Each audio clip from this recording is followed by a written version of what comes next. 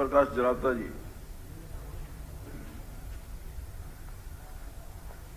धन्यवाद माननीय स्पीकर महोदय,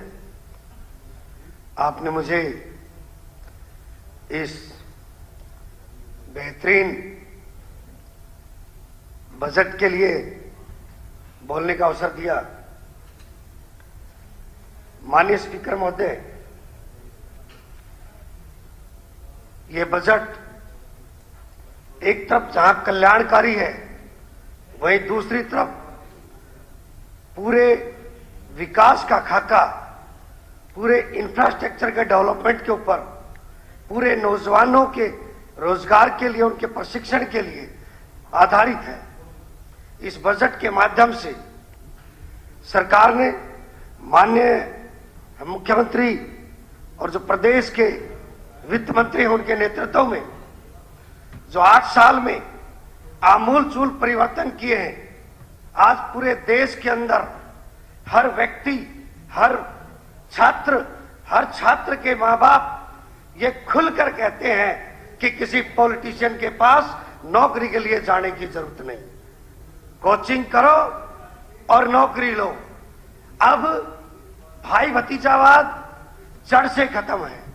भ्रष्टाचार जड़ से खत्म है। अगर कोई भी एक व्यक्ति आज प्रदेश के अंदर ये दावा नहीं कर सकता कि मैं फला व्यक्ति को नौकरी लगा दूंगा, ये माननीय मनोहर लाल जी की देन है, जिन्होंने 8 साल के अंदर एक सिस्टम बनाकर, एक पारदर्शी व्यवस्था लाकर एक आमूलचूल परिवर्तन किया है। और आज ये पूरे देश के अंदर एक ऐसा पहला राज्य है जिसकी आधी आबादी को चिरायु योजना के अंतर्गत उनके स्वास्थ्य का ध्यान रखा गया है। माननीय स्पीकर महोदय, चाहे गांव के अंदर लाल डोरे के स्वामित्व की बात आई हो, और चाहे नौजवानों के कोचिंग की, अगर मैं पर्टिकुलर नौजवानों के लिए बात करूं तो इस बजट के अंदर 10,000 करोड़ रुपए सिर्फ मेडिकल कॉलेज के लिए, जिसे 1350 के लगभग अलग डॉक्टर हमारे तैयार होंगे। माननीय स्पीकर महोदय, अगर कोचिंग की बात की जाए तो जिन गरीब परिवारों को कोचिंग के लिए पैसे देने की व्यवस्था नहीं है, सरकार ने निःशुल्क कोचिंग की व्यवस्था की है। और इतना ही नहीं, यदि उस परिवार की आमदनी बीपीएल से ज्यादा भी है, 3 लाख तक है,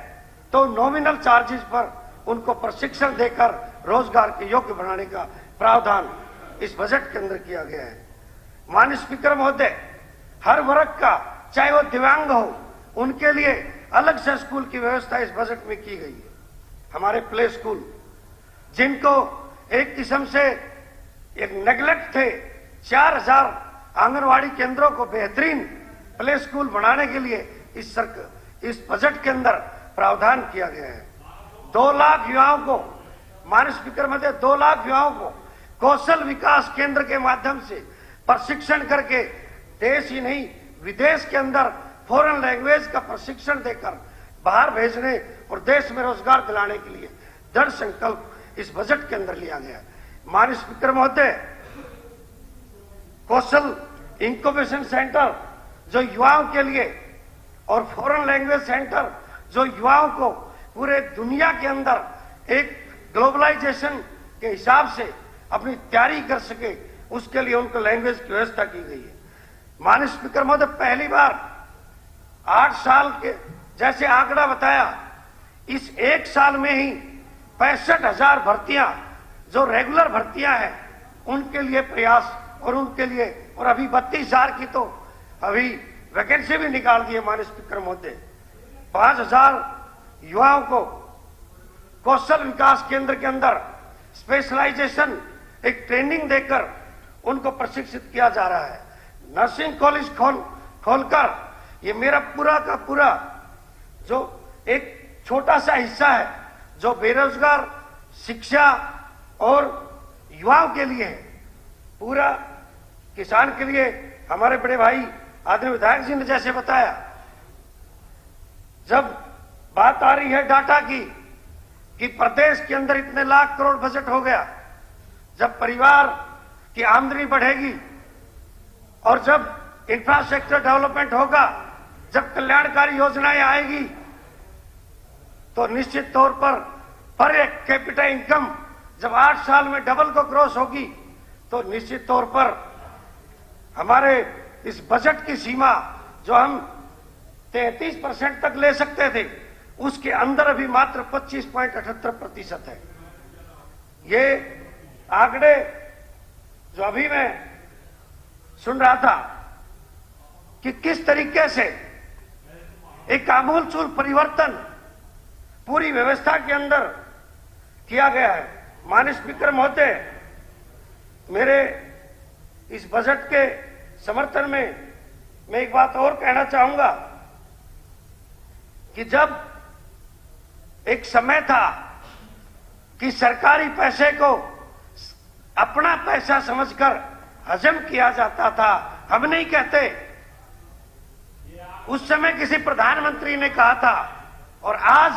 सरकारी पैसा 100 का 100% जितना भी ऊपर से चलता है सीधा उस गरीब के खाते में जाता है। माननीय स्पीकर महोदय, मेरे इलाके की बहुत काम माननीय मुख्यमंत्री जी ने किए, लेकिन एक दो छोटे मोटे जो काम रह गए हैं। एक नो लिटिगेशन पॉलिसी हमारे कासड़ के किसानों के लिए पिछले बजट सेशन में माननीय मुख्यमंत्री जी ने घोषणा की थी। उसमें कोई कमी है तो उस कमी को दुरुस्त करके और उस पॉलिसी को जल्दी लागू करने का अनुरोध मैं माननीय मुख्यमंत्री महोदय, माननीय डिप्टी सीएम साहब से करना चाहूंगा। मेरे क्षेत्र के अंदर एक ग्लोबल सिटी के पास एक ग्लोबल बस स्टैंड और केएमपी के पास एक बेहतरीन बस स्टैंड आरआरटीएस और ऑर्बिटल देने के लिए मैं माननीय मुख्यमंत्री जी का आभार व्यक्त करना चाहूंगा।